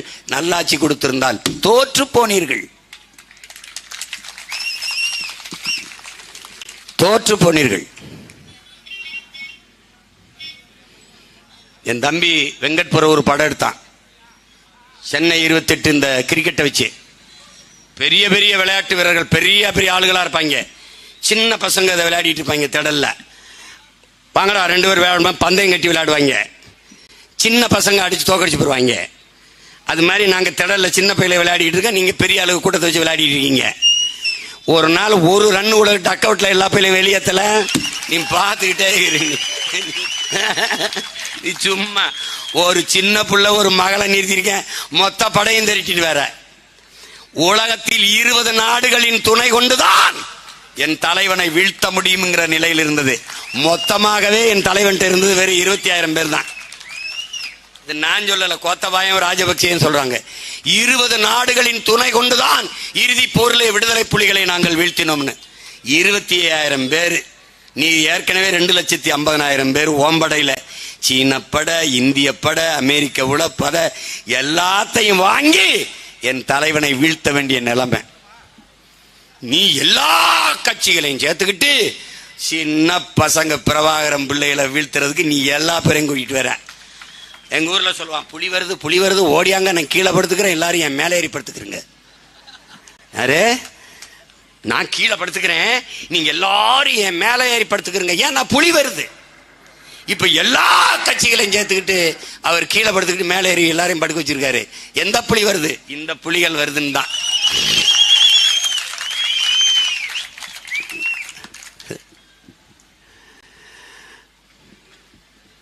இவங்க என்னைக்கு வளருவாங்க, இவங்க என்னைக்கு ஜெயிப்பாங்கன்னு பல முறை சொல்லியிருக்கேன். சீனால ஒரு விவசாயி, மற்ற மூங்கில் போல இல்லை, சீன மூங்கில் என்ன பண்றான், தன்னோட நிலத்தில் அவன் மூங்கில் விதைகளை நடுறான். நட்டுட்டு தண்ணி ஊத்துறான். குடத்துல தண்ணியை கொண்டு போய் ஒவ்வொரு விதைக்கா ஊத்துறான். தொடர்ச்சியா ஊத்துறான். 6 மாசம் பார்க்குறான், முளைக்கல. ஓராண்டு ஊத்துறான், முளைக்கல. ஈராண்டு ஊத்துனா முளைக்கல. 3 ஆண்டுகள் ஊத்துனா முளைக்கல. ஆனா அவன் சலிக்கல, சலைச்சு போகல, மனம் தோண்டு போகல. ஊத்துனான். 4வது ஆண்டு ஊத்துனான், 5வது ஆண்டு ஊத்துனான், 6வது ஆண்டு ஊத்துனான், 7வது ஆண்டு ஊத்துனான், 8வது ஆண்டு ஊத்துனான், 9வது ஆண்டு ஊத்துனான். அந்த விவசாயினுடைய போர்க்குணத்தை பார்த்துக்க. 9 ஆண்டுகளும் ஊத்துனான். ஒவ்வொரு நாளும் காலையில வந்து பார்ப்பான், முளைக்கிறான். இல்ல, சோறாம மறுபடி தண்ணி எடுத்து ஊத்துனான். 9வது ஆண்டு ஒரு நாள் அதிகாலையில வந்து பார்த்தான், எல்லா மூங்கிலும் ஒரே மாதிரி முளைச்சிருந்துச்சு. 9 வருட காலங்கள் முளைப்பதற்கு எடுத்துக்கொண்ட அந்த மூங்கில் 6 மாசத்தில் விண்ணை உரசி போய் தொட்டு கொண்டிருந்தது.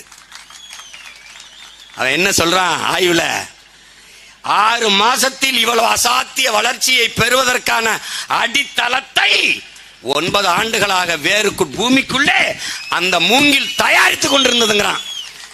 திடீர்னு ஒரு நாள் மொத்தமா 234 ஜெயித்து ஆட்சி அமைக்கிற அளவிற்கு இந்த அடித்தளத்தை நாம் தமிழர் என்கிற அரசியல் புரட்சி படை கட்டமைத்துக் கொண்டிருக்குது. எப்படி? 1.1 வாங்கினவன் செத்துருப்பான், நேரம் இவனோட கூட்டின்னு வாங்கியிருப்பான், பெட்டியை சீட்டை வாங்கி நோட்டை வாங்கிட்டு 4 விழுக்காடு போயிருப்பான், 7 விழுக்காடு போயிருப்பான், 8.22 தோன்றிருப்பான். 26லையும் இப்படியே தான் நிற்பேன். ஏன்? எனக்கு ஒரு கனவு இருக்கு. யாரு கனவு? என் முன்னவர்களின் கனவு. பல ஆயிரம் ஆண்டுகளாக என் இன முன்னவர்கள் தூக்கி சுமந்த கனவு. அவர்கள் பகுத்து வகுத்து தந்த கோட்பாட்டு கனவு. கோட்பாட்டு கனவு. அதை எங்கள் உயிர் தலைவன் தூக்கி சுமந்தான். அவன் எங்களுக்கு காசு தரவில்லை, கனவு தந்தார். அவன் லட்சங்களை கொட்டி தரவில்லை, உயர்ந்த லட்சியத்தை கையளித்தான். என்ன கனவு? வலியோர் சிலர் எளியோதமை வதையே புரிகுவதா, மகராசர்கள் உலகாளுதல் நிலையாமெனும் நினைவா. உலகால உனது தாய் மிகு உயிர்வாதை அடைகிறாள், உதவாதினி ஒரு தாமதம் உடனே விழித்தமிழா. பண்டை பெரும்புகள் உடையோமா இல்லையா, பாருக்கு வீரத்தை சொன்னோமா இல்லையா, எண்ணிசை வாய்மையால் ஆண்டோமா இல்லையா, எங்களுக்கு இங்குற்ற நரிகளால் தொல்லையா. அலை மாகடல் நிலம் வானில் உன் அணி மாளிகை ரதமே, அவை ஏறிடும் விதமே உனது அதிகாரம் நிறுவுவாய். கொலை வாளினை எடடா மிக கொடியோர் செயல் அறவே, குகைவால் ஒரு புலியே உயர் குணமேவிய தமிழா. எங்கள் திருநாட்டில் எங்கள் நல்ல ஆட்சியே, என் நாட்டில் என் ஆட்சி அப்படி பாடல, எங்கள் திருநாட்டில் எங்கள் நல்லாட்சியே, பொங்கிடுக வாய்மை பொழிந்திடுக என்றே நீ, செங்கதிர் சீர்க்கையால் பொன்னல்லி பூசிய கங்குல் நிகர்த்த கருங்குயிலே கூவாயோ என்று கூவினான் எங்கள் புரட்சி பாவலர். அந்த கனவு, அந்த கனவு. அலைமாகடல் கடல் ஆட்சி, நிலம் அதிகாரம், வானில் உன் அதிகாரம், கடலிலும் நிலத்திலும் அதிகாரத்தை நிறுவிய அருண்மொழி சோழனும் அரசேந்திரனும் சேர சோழ பாண்டிய மூவேந்தர்கள். ஆனால் விண்ணிலே அதிகாரத்தை நிறுவவில்லை, விண்ணிலும் அதிகாரத்தை நிறுவிவன் எங்கள் உயிர் தலைவன் மேதகு பிரபாகரன். தமிழர் என வரலாற்றில் வான்மடை கண்டவன். அவன் பிள்ளைகள் என் முன்னவர்களின் கனவை நிறைவேற்ற துடிக்கிறோம். புதிதாக ஒரு கோட்பாட்டும் கொள்கையும் நாங்கள் வகுக்கல. அவர்கள் கையளித்த கடமை. எங்களுக்கு ஒரு கனவு, ஒரு தொலைநோக்கு, ஒரு கனவு, ஒரு விஷன், ஒரு ட்ரீம். என்னது? என் நிலத்தில் என் பிள்ளைகளுக்கு கல்வியை எப்படி தரமாக கொடுக்கிறது திட்டம். மருத்துவத்தை என் தாய் தந்தையருக்கு ₹1 1 கோடி மருத்துவம்னாலும் இலவசம். கல்வி எப்படி கொடுப்பாய்? பெற்றுக் கொடுங்கள் பிள்ளைகளை. கற்றுக் கொடுக்கிறோம் நாங்கள். பிள்ளைகள் உங்கள் வீட்டின் செல்வங்கள் அல்ல, தமிழ் தேசிய நாட்டின் செல்வங்கள். கற்றுக் கொடுக்கிறோம். நீ போய பசிங்கிற சொல்ல இல்லாமல் உங்கள் மகன் இந்த நாட்டில் ஒழிக்கல. நான் உண்மையிலே பிரபாகரன் மகன் இல்லை. பாலும் முட்டையும் இருந்தா ஏதுடா பசி? பால் முழுமையான உணவு. எங்க திரும்பினாலும் பண்ணை வச்சிருப்பேன். மாடு பண்ணை. என் பிள்ளைகளுக்கு 1 லிட்டர் பாலியா 5 முட்டையா அடிச்சுட்டு போயா பள்ளிக்கூடத்துக்கு போயா. எல்லா இடத்துலையும் ஜிம் வச்சிருப்பேன். ஏத்தியா உடம்ப தூக்கியா. டாஸ்மார்க்க முடியா, குடிப்பகத்தை முடியா, படிப்பகத்தை திரையா. அறிவை தேடி ஓடு. நாளைய வரலாறு உன் நிலையை தேடி ஓடி. போ, படி படி படிடா. சுவாசிப்பது போல வாசிப்பதை பழக்கமாக்குடா. போடா, படிடா. யுனெஸ்கோ நிறுவனம் சொல்லுது, முன்பெல்லாம் அறிவில் சிறந்தவர்கள் யூதர்களாக இருந்தார்கள். இப்போது அவர்களை முந்திக் கொண்டு தமிழர்கள் போகிறார்கள். அதை நிலைப்படுத்துவேன், இன்னும் அதிகரிப்பேன். ஆங்கிலம் எங்களுக்கு ஒரு மொழி பாடம். தமிழ் பயிற்று மொழி. எந்நாட்டு அறிவியலை, எந்நாட்டு புவியியலை, எந்நாட்டு வரலாறை, எந்நாட்டு வேள்மையை எதற்காக நான் ஆங்கிலத்தில் படிக்கணும்? ஆங்கிலம் ஒரு மொழி பாடம். ஆங்கிலேயருக்கு இணையாக ஆங்கிலம் எழுத, படிக்க, பேச புலமை பெற்ற பிள்ளைகளாக என் உயிர் பிள்ளைகளை நான் உருவாக்குவேன். அறிவார்ந்த பிள்ளைகள், ஒழுக்கத்தில் சிறந்த பிள்ளைகளாக தமிழ் தேசிய பிள்ளைகளை உருவாக்குவேன். இவர்கள் தோற்று போனவர்களின் உடன் பிறந்தவனே. சென்னை கன்னிமாரா நூலகத்திலே இடமில்லை. அறிவி பசி கொண்டு அன்னை தமிழ் சமூக பிள்ளைகள் அலைகிறார்கள். 100 ஏக்கரிலே நூலகம் கட்டுவோம் என்றால் அறிவார்ந்த சமூகமாக இது மாறுகிறது என்ற அர்த்தம். அந்த இடத்தில் தோற்று போனார்கள். சென்ட்ரல் சிறையிலே, மத்திய சிறையிலே இடமில்லை. அதை இடித்துவிட்டு புழலிலே 100 ஏக்கரில் சிறை வளாகம் கட்டுவோம் என்ற இடத்திலே தோற்று போனார்கள். ஒரு குற்ற சமூகத்தை உருவாக்கி விட்டார்கள். எந்த நாட்டிலே நூலகத்தில் கூட்டம் அதிகரிக்கிறதோ அந்த நாடு அறிவார்ந்த சமூகம். சாராய கடைக்கு இல்லாத பழச்சாற்று கடையிலே எங்கே கூட்டம் கூடுகிறதோ அது ஆரோக்கியமான சமூகம். எந்த இடத்திலே சிறையில் கூட்டம் குறைந்து மருத்துவமனையில் கூட்டம் குறைகிறதோ அது ஒழுக்கமான சமூகம், உடல் நலமுற்ற ஆரோக்கியமான சமூகம் என்று பொருள். ஆனால் மருத்துவமனையிலே எச்சி துப்பினால் எந்த நோயாளி தலையிலாது விழும், கோர்ட்டு வாசலில் நின்று துப்பினால் எந்த குற்றவாளி தலையாது விழும். அவ்வளவு கூட்டங்கள் கூடுகிறது என்றால் இது குற்ற சமூகம். எதை நோக்கி போகிறது என்று நீ வார். இவர்கள் தோற்று போனவர்கள். ஒரு நல்ல நாட்டை, நல்ல குடிகளை படைக்க தவறியவர்கள். இவர்களுக்கு தெரியாதா? மலையை இவர்களால் உருவாக்க முடியாது. இயற்கையின் அரும்பெரும் கொடை அது பூமி தாயின் மார்பு என்று இவர்களுக்கு தெரியாதா? மணலை வித்தால் மறுபடி உருவாக்க முடியாது என்று தெரியாதா? மணல் இல்லாமல் எப்படி வீடு கட்டுவாய் சீமான் என்ற அறிவார்ந்த கேள்வி எழுப்புகிற பெருமக்களே, அன்னை தமிழ் சமூகத்தில் தமிழ்நாட்டு குடிகளின் மக்களின் மணல் தேவைக்கு மட்டும்தான் மணல் அள்ளப்பட்டதா? இல்லை. அருகில் இருக்கிற எல்லா மாநிலங்களுக்கும் எடுத்துக்கொண்டு வித்தீர்கள். அந்நிய தேசங்களுக்கு, அரபு நாடுகளுக்கெல்லாம் கப்பலில் ஏற்றிக்கொண்டு காசு சம்பாதித்து வித்தீர்கள். 500 ஆண்டுகளுக்கு போக வேண்டிய மணலை 25 ஆண்டுகளிலே வித்து முடித்து விட்டீர்கள். மணல் தீர்ந்த பிறகு மலையை கைவித்து விட்டீர்கள். எம் சாண்ட் என்று, மலை மணல் என்று. தோற்று போனீர்கள். நீங்கள் சொந்த நாட்டு குடிகளுக்கு துரோகம் செய்து விட்டீர்கள். அவன் சொல்றான்ல, அதிகாரத்தில் இருப்பவனே உன் வளத்தை திருடி விற்க தயாராகி விட்டான் என்றால் அப்படிப்பட்ட ஆட்சியாளன் உனக்கு அமைந்திருப்பானே. ஆனால் நீ சபிக்கப்பட்டவனடா, நீ சபிக்கப்பட்டவன் என்கிறான்.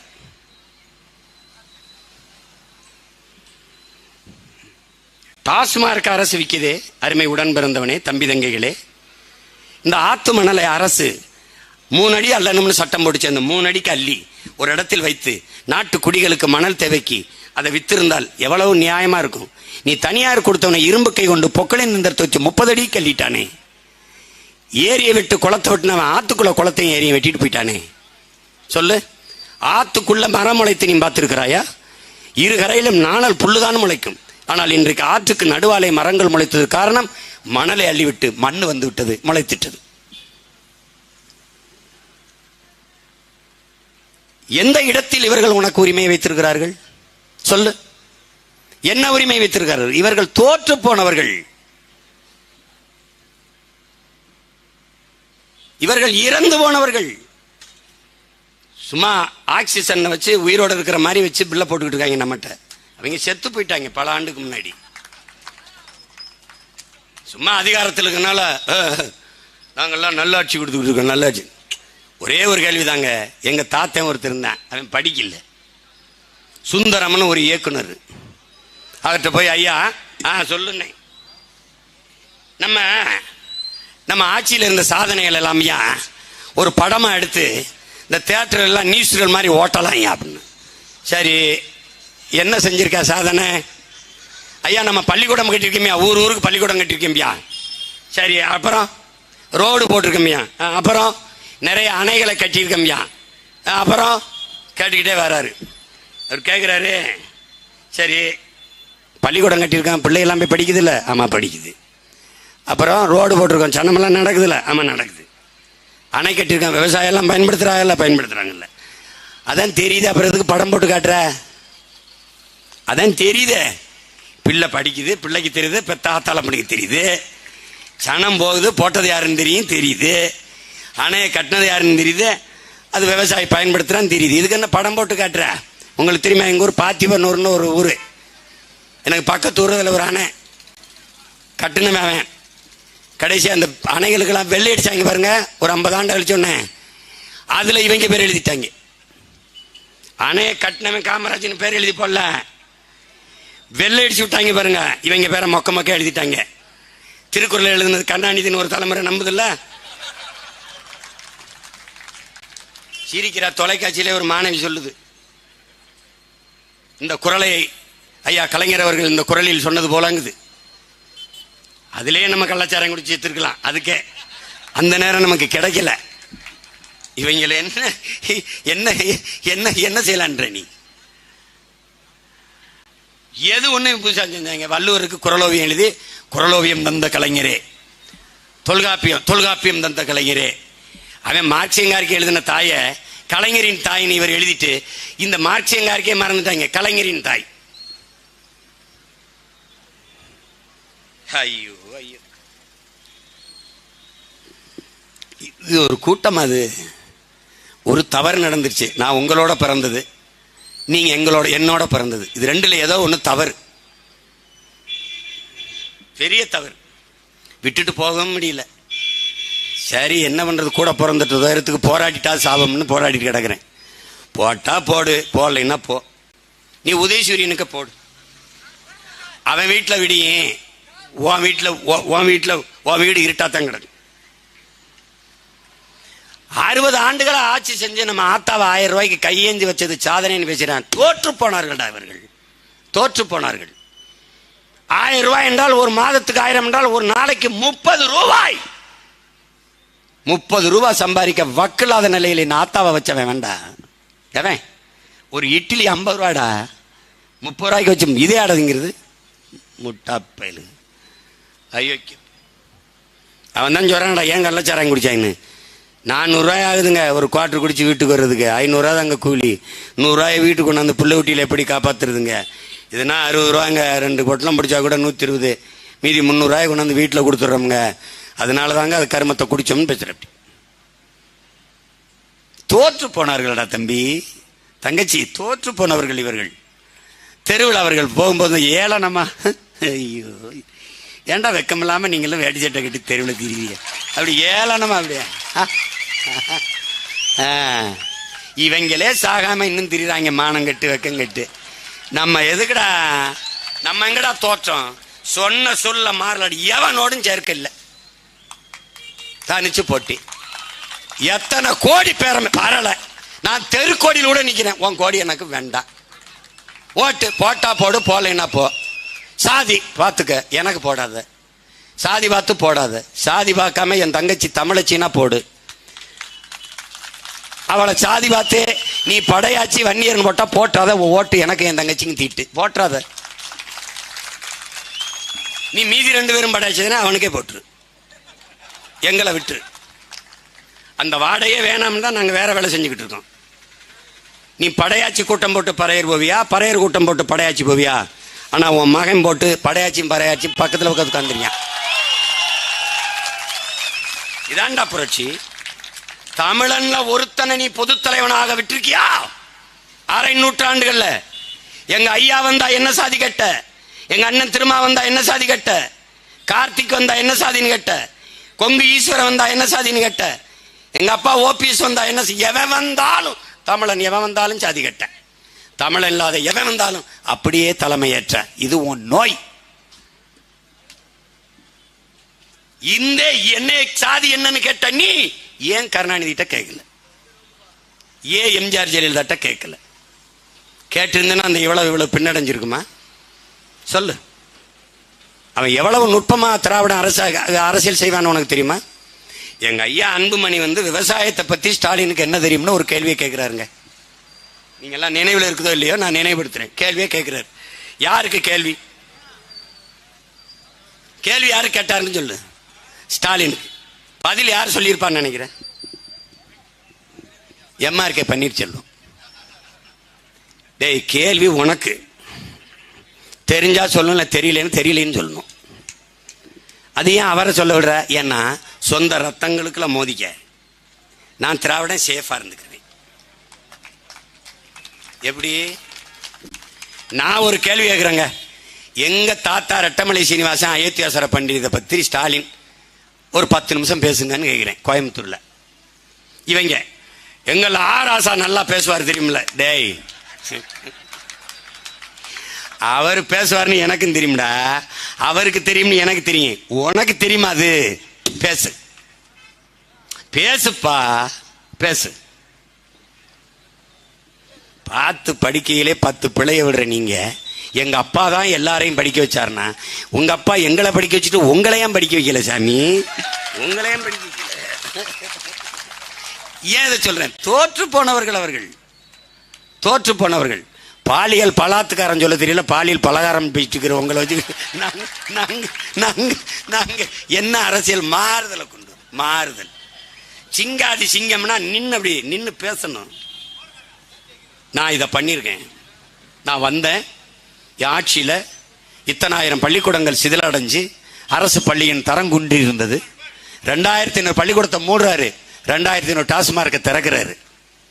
அறிவை வளர்க்கும் அறிவு கருவறை மூடப்படுகிறது, சாராய கடைகள் திறக்கப்படுகிறது. ஆட்சியின் சாதனை, திராவிட மாடல்.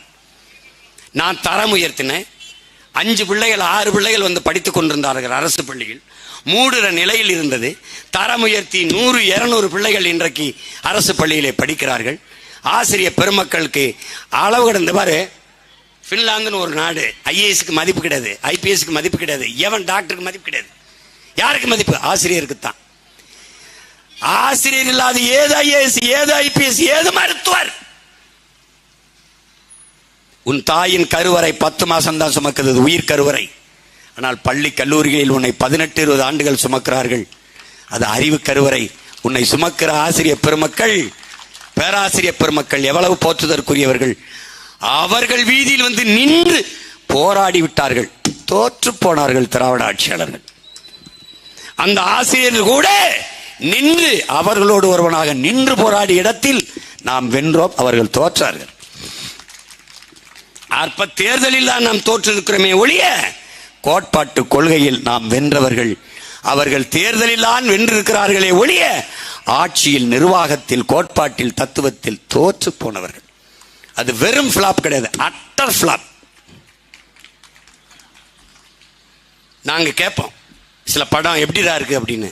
தியேட்டருக்கு வந்திருக்கோம், படம் எப்படி இருக்கு அண்ணா, அது லேபிலே ஃபிளாப் ஆயிடுச்சுன்னு அப்படின்னு. அதாவது இந்த படத்தை கழுவி பிரிண்ட் போடுறான்ல, அந்த இடத்துல அது ஃபிளாப் ஆயிடுச்சுன்னு வாங்கி.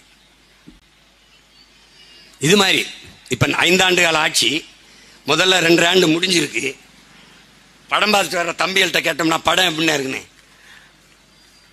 ஃபர்ஸ்ட் ஹாஃப் சுமார்னா அப்படின்னு என்ன கேட்ப. அப்ப செகண்ட் ஹாஃப் நல்லா இருந்ததா, 2வது பாதி நல்லா இருந்ததா அப்படின்னு ஆரோக்கியம்னா. ஃபர்ஸ்ட் ஹாஃப் சுமார்னா, அப்ப 2வது பாதி செகண்ட் ஹாஃப், அதுக்கு ஃபர்ஸ்ட் ஹாஃபே தேவலாம்னா. இதுதான் இந்த திமுக ஆட்சி. இப்ப 2 ஆண்டுல சிரிக்காத.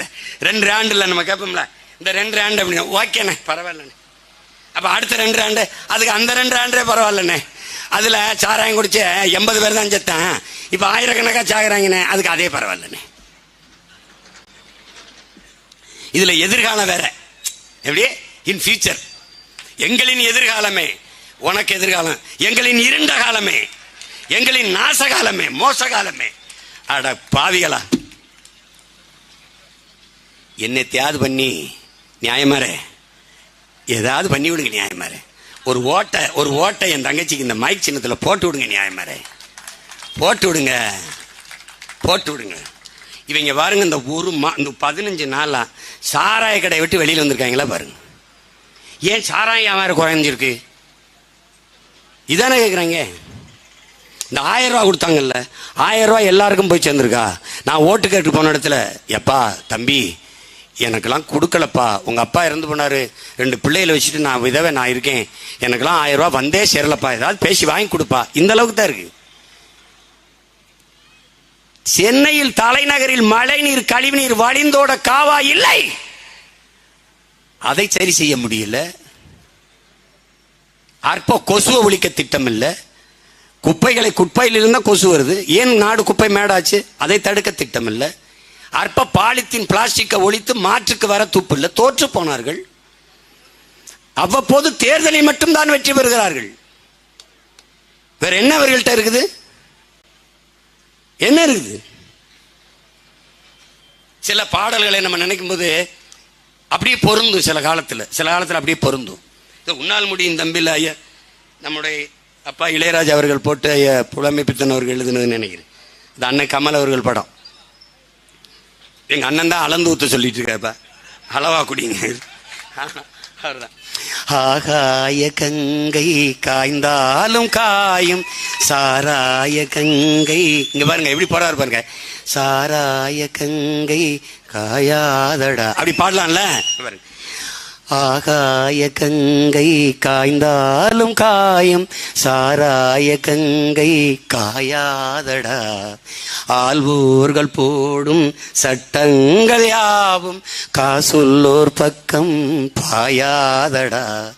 குடித்தவன் போதையில் நிற்பான், குடும்பத்தை பாதையில் வைப்பான், தடுப்பது யாரென்று கொஞ்சம் நீ கேளடா.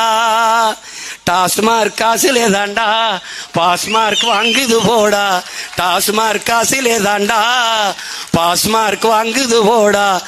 மண்ணோடு போகாமல் நம் நாடு திருந்த செய்யணும், உன்னால் முடியும் தம்பி தம்பி. அட உனக்குள் இருக்கும் உன்னை நம்பி தோளை உயர்த்து தூங்கி விழும் நாட்டை எழுப்பு, எதையும் முடிக்கும் இதயம் உன்னில் கண்டேன், உன்னால் முடியும் தம்பி தம்பி. நாளைய நாட்டின் தலைவனும் நீயே, நம்பிக்கை கொண்டு வருவாயே, உனக்கென ஓர் சரித்திரமே எழுதிடும் காலம் உண்டு, உன்னால் முடியும் தம்பி தம்பி. அட உனக்கு இருக்கும் உன்னை நம்பி. அதுதான் சொல்ல வேண்டியது இருக்கு. சாராய கங்கை ஒன்னும் காஞ்ச மாதிரி இல்லை. இன்னைக்கு வரைக்கும் சட்டசபையில சாராயம் தான். இப்ப முடிஞ்சிருச்சா? மொத்த பேரும் பாருங்க இந்த பக்கம் சாரு புருன்னு அப்படி போயிட்டு இருப்பாங்க.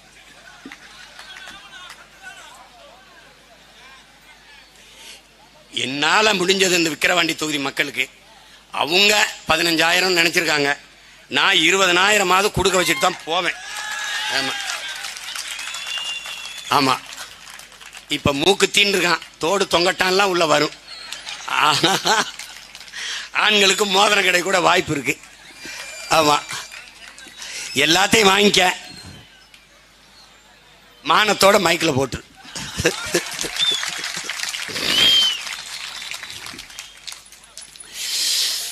தோல்வி நிலையென நினைத்தால் மனிதன் வாழ்வை நினைக்கலாமா?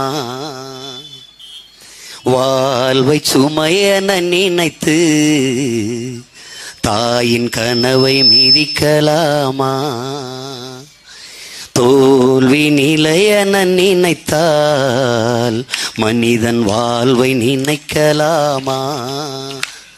வாழ்வை சுமையென நினைத்து தாயின் கனவை மிதிக்கலாமா? உடமையை இழந்தோம், உரிமையை இழந்தோம், உணர்வை இழக்கலாமா? உணர்வை கொடுத்து உயிராய் வளர்த்த கனவை மறக்கலாமா? விடியலுக்கில்லை நேரம், விடியலுக்கில்லை தூரம், விடியும் மனதில் இன்னும் ஏன் பாரம்? உன் நெஞ்சம் முழுவதும் வீரம் இருந்தும் கண்ணில் இன்னும் ஏன் ஈரம்? யுத்தங்கள் தோன்றட்டும், ரத்தங்கள் சிந்தட்டும், பாதை மாறலாமா?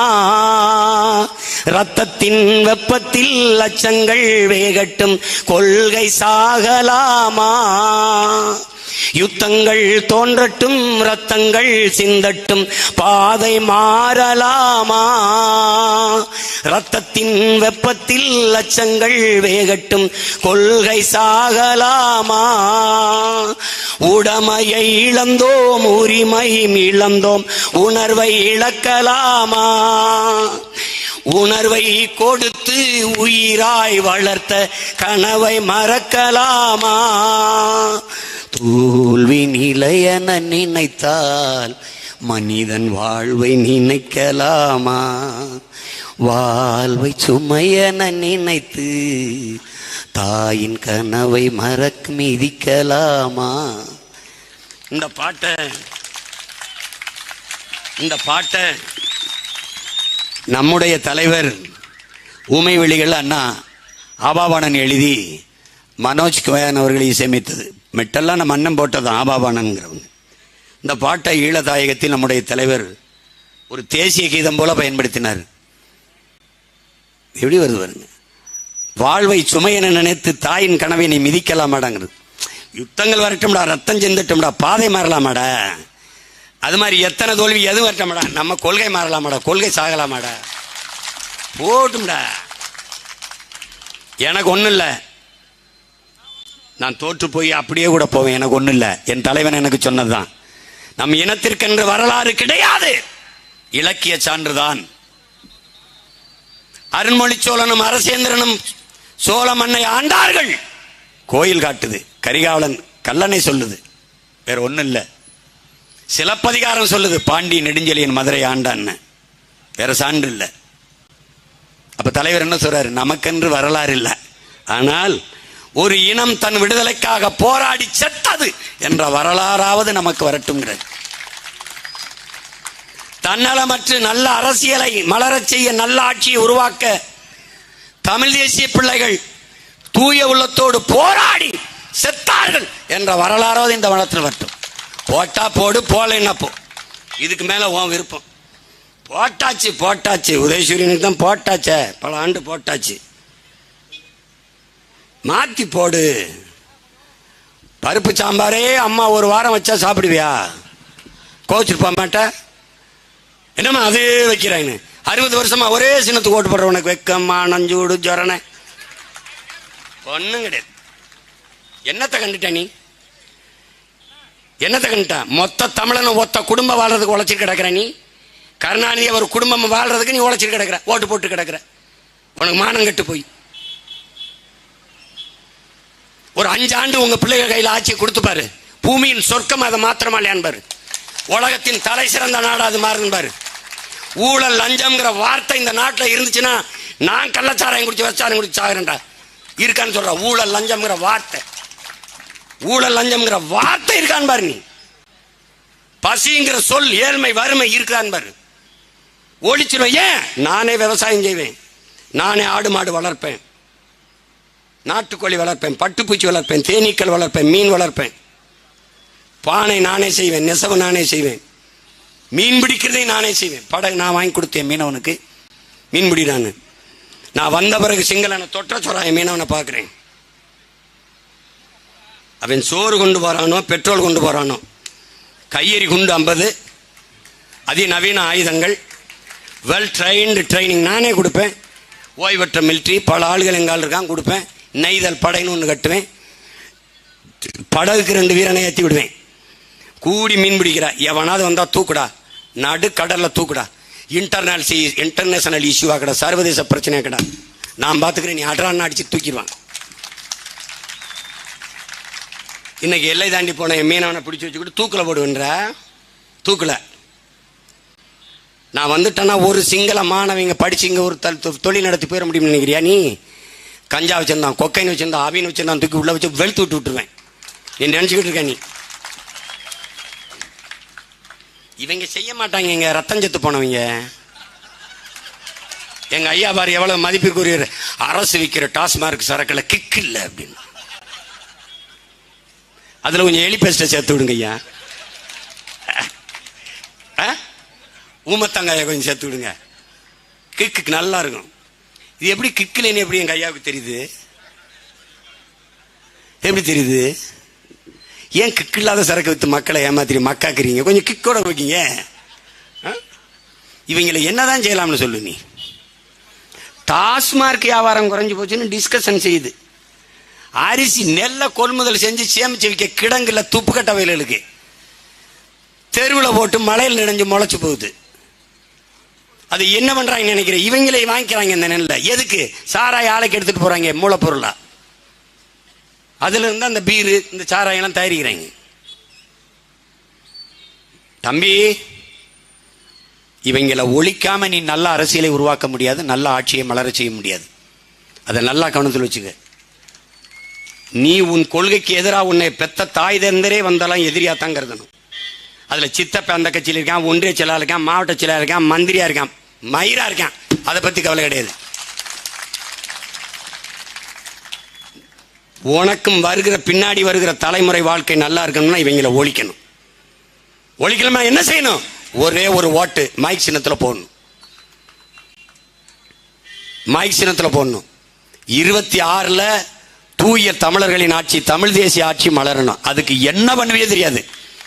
நீ வீட்டை வெல்லாம நாட்டை வெல்ல முடியாது, தெருவை வெல்லாம தேசத்தை வெல்ல முடியாது. தேனாம் பேசு, பார்க்கிறவனை எல்லாம் பேசு, நமக்கானவனா மாற்று, நெருப்பாய் மாறு. எதனோடு சேருதோ நெருப்பு தண்ணி இயல்புக்கு மாற்றும். அது மாதிரி நீ யாரோட சரியோ நமக்கானவனா மாத்து. பேசிக்கிட்டே இரு, சரியாயிருவான். இல்லைன்னா கூட்டத்துக்கு தள்ளிட்டு வா. வரலைன்னா ஒரு குவார்டர் வாங்கிட்டு கூட கூட்டிட்டு வந்து உட்கார வை. உட்காரா, எங்க அண்ணன் எங்க அக்கா என் தம்பி தங்கச்சி எல்லாம் பேசுறது, எங்க அண்ணங்கெல்லாம் பேசுறது கொஞ்சம் கேள்றா. கேட்டா சரியாயிடுவான். சரியாயிருக்காங்கல்ல 75 வயசு 80 வயசு பெரியவங்கெல்லாம். நீ வந்ததுக்கு பிறகுதான்டா தெரியுது நாங்கெல்லாம் தமிழர்கள்னு. எப்படி ஏமாத்தி மூளையை கழுவி வச்சிருந்துக்காம பாருங்க. கொடுமைதான். மாறும். மாறாது என்ற சொல்லை தவிர மற்றவை அனைத்து மாறிவிடும்ங்கிற மார்க்ஸ். மாறும். நம்ம தாத்தா பட்டுக்கோட்டேஸ்வரம்ல, தானா எல்லாம் மாறும் என்பது பழைய பொய்யடா தம்பி, பழைய பொய்யடா. மாத்தணும். மாறுவோம், மாற்றுவோம், மாற்றும். என்னடா ஒரு மகன், ஒரு சின்ன சின்ன பிள்ளைகள் நாங்க கத்தி 36 லட்சம் பேர் ஒரு ஊரா ஓட்டு காசு வாங்காம போட்டிருக்கான்னா மாறலையா? 20 நாள் தேதி அறிவிச்சு நாளைக்கு தேர்தல், இன்னைக்கு சீட், இன்னைக்கு சின்னத்தை கொடுக்குறா மைக்குன்னு. 86,000 பேர் ஏன் சின்னம்னு விவசாயி சுயேட்சைக்கு போட்டிருக்கான். அது நம்ம ஓட்டு தான். அப்ப 37 லட்சம் ஓட்டாயிருது. வரும் காலம் வரும் என்று காத்திருந்த தலைவனின் பிள்ளைகள் அல்ல, நமக்கான காலத்தை உருவாக்கிய தலைவனின் பிள்ளைகள். நமக்கான காலத்தை நாம் உருவாக்குவோம். நாம் மாறுவோம், மாற்றுவோம். மாற்றம் என்பது மானுட தத்துவம். மாற்றம் என்பது சொல் அல்ல, செயல். ஒவ்வொரு தம்பியும் 10 ஓட்டு எப்படியாவது அக்கா அபிநயா பொன்னிவளவனுக்கு நம்ம பெற்றுக் கொடுக்கணும்னு உறுதியோட. ஒவ்வொரு தங்கச்சியும் 10 ஓட்டு. ஒருவர் 10ஆவும் 10 100ஆவும் பகைவர் நடுங்கும் படையாவும். இது கோட்பாடு. இதை வச்சுக்கிட்டு வேலை செய். 26லையும் இதே தொகுதியில என் தங்கச்சி அபிநயா தான் நிறுத்துவேன். எப்படி நான் வெள்ள வச்சுதான் தீருவேன். எத்தனை கூட்டணி சீட்டணி நோட்டணி கொண்டு வா, நான் வென்றுதான் தீருவேன். இப்ப பாரு என்ன ஆட்டம். இந்த 2 ஆண்டு ஆடுறோம்னு பாரு, ஆடி வருவம் பாரு. ஐயனார் கற்பனை சாமி ஆட்டத்தை விட பெருசா ஆடுவோம். பார்த்துரு. உங்கள் பிள்ளைகளை வெள்ள வைத்து எதிர்கால தலைமுறைக்கு நல்ல வாழ்க்கையை அளிக்கிறதுக்கு பாடுபடுங்க. ஒன்றும் செய்வேனா, ஒரே ஒரு ஓட்டு மைக் சின்னத்தில் போட்டு நாட்டை மக்களையும் காப்பாற்றுற வேலையை பாருங்க. நல்ல அரசியல் மலர, நல்ல ஆட்சி மலர, என் அன்பு தங்கை அபிநயா பொன்னிவளவனுக்கு இந்த மைக் சின்னத்திலே வாக்கு செலுத்தி வெற்றி பெற செய்யுங்கள். என் உயிரினும் இனி என் உறவுகளே, எனதன்பு தம்பி தங்கைகளே, புரட்சி எப்போதும் வெல்லும். நம் வெற்றி அதை சொல்லும். நம் இலக்கு ஒன்றுதான், இனத்தின் விடுதலை. தமிழ்தாய் வாழ்க, தலைவர் பிரபாகரன் வாழ்க, நாம் தமிழர். தங்கச்சி நாளை